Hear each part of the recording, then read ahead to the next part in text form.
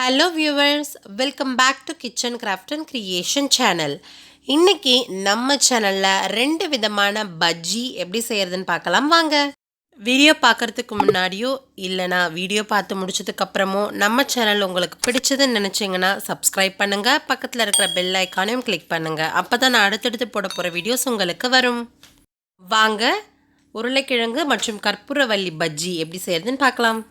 பஜ்ஜி செய்கிறதுக்கு முதல்ல நம்ம மாவு தயார் பண்ணிக்கலாம். அதற்கு 1 கப் அளவு கடலை மாவு எடுத்துக்கோங்க. அதை நேரடியாக சேர்க்காமல் இது போல் ஜல்லடை வச்சு ஜலிச்சுக்கோங்க. அது கூடவே 1/4 டேபிள் ஸ்பூன் அளவு சமையல் சோடா சேர்த்துக்கோங்க. 1 சிட்டிகை அளவு பெருங்காயத்தூள் சேர்த்துக்கோங்க.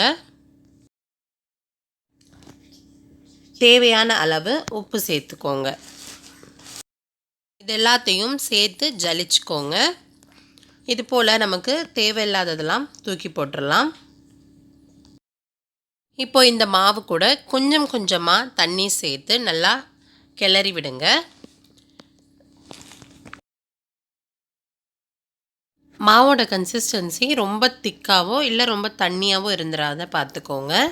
இதுதான் பஜ்ஜி மாவோட சரியான பதம். இந்த அளவுக்கு கொஞ்சம் கொஞ்சமாக தண்ணி சேர்த்து நல்லா மிக்ஸ் பண்ணி வச்சுக்கோங்க. 1/2 டேபிள் ஸ்பூன் அளவு சிகப்பு மிளகாய் தூள் சேர்த்துக்கோங்க. 2 உருளைக்கிழங்கு எடுத்துக்கோங்க. அதை நல்லா வாஷ் பண்ணிவிட்டு தோல் சீவி வச்சுக்கோங்க. ஒரு பவுலில் 1 டம்ளர் அளவு அல்லது 1.5 டம்ளர் அளவு தண்ணி ஊற்றி அதில் 1 டேபிள் ஸ்பூன் அளவு உப்பு போட்டு வச்சுக்கோங்க. நம்ம தோல் சீவி வச்சுருக்கிற உருளைக்கிழங்கை இப்போ நம்ம ஸ்லைசஸாக கட் பண்ண போகிறோம். ரொம்ப திக்காவோ இல்லை ரொம்ப மெல்லிதாவோ ஸ்லைஸ் பண்ணாமல் ஓரளவு மீடியம் சைஸில் கட் பண்ணிக்கோங்க.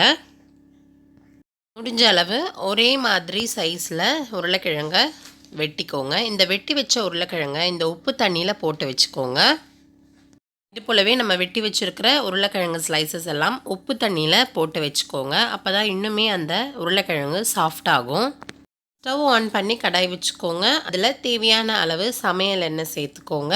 எண்ணெய் நல்லா சூடாகட்டும். இப்போது நம்ம வெட்டி வச்சுருக்கிற உருளைக்கிழங்கு ஸ்லைசஸ் எடுத்து நம்ம ரெடி பண்ணி வச்சுருக்கிற மாவில் நல்லா டிப் பண்ணி எடுத்துக்கோங்க. மாவு உருளைக்கிழங்கு பீசஸில் எல்லா இடத்துலையும் ஈவனாக படுற மாதிரி முக்கி எடுத்துக்கோங்க. எண்ணெய் நல்லா சூடானதும் ஸ்டவ்வை மீடியம் ஃப்ளேமில் வச்சுருங்க. இப்போது நம்ம மாவில் முக்கி வச்சுருக்கிற உருளைக்கிழங்கை போட்டுக்கலாம். இது போலவே எல்லா உருளைக்கிழங்கு பீசஸையும் மாவில் முக்கி நம்ம டீப் ஃப்ரை பண்ணிக்கலாம். நல்லா 2 பக்கமும் திருப்பி போட்டு கோல்டன் ப்ரௌன் கலரில் வெந்ததுக்கப்புறம் நம்ம எண்ணெயிலேருந்து வெளியில் எடுத்துடலாம். இது போல் கற்பூரவள்ளி இலைகள் எடுத்துக்கோங்க. இந்த கற்பூரவள்ளி இலைகளில் மண்ணெலாம் இல்லாத மாதிரி நல்லா சுத்தமாக இதை நல்லா கழுவி எடுத்துக்கோங்க. கழுவி வச்சுருக்கிற இந்த இலைகளை இப்போது இந்த இலைகளை நம்ம ரெடி பண்ணி வச்சுருக்கிற பஜ்ஜி மாவில் இதே போல் நல்லா டிப் பண்ணி எடுத்துக்கோங்க. டிப் பண்ண இந்த இலைகளை சூடான எண்ணெயில் போட்டு நல்லா டீப் ஃப்ரை பண்ணி எடுத்துக்கோங்க. ஒரு பக்கம் வெந்ததும் திருப்பி போட்டு இன்னொரு பக்கமும் நல்லா வேக விட்டு எடுத்துக்கோங்க.